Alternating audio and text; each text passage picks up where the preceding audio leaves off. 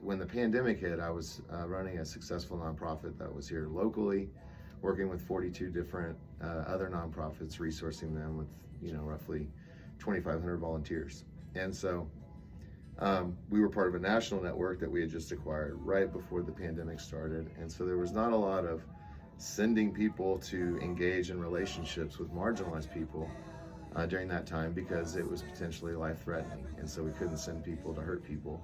And we also couldn't take money to do something that we weren't doing.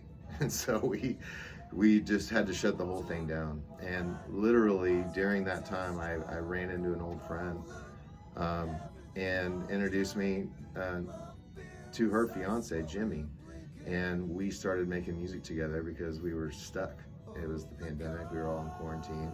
You had to pick your little circle of people, and he was one of the people that was in mine somehow. And I had all this music that I was working on to try for a nonprofit project, and he had all this time on his hands and all the gear and the microphones and everything. And so it was like a crash course, big time, for 6 months hardcore in here tracking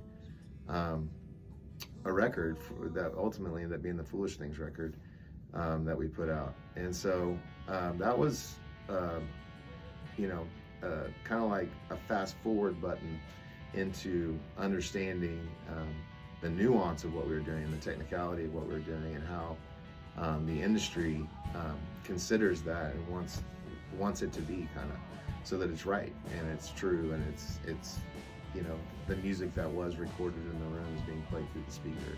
And that was a lot of information in a short amount of time. And so that was 3 years ago, and since then that's all I've been doing. And I've learned even more and acquired more gear and more relationships and knowledge and expertise. And so it's been a lot of fun getting to step into a world that I've always been on the outside looking in at, either as a band player or a musician.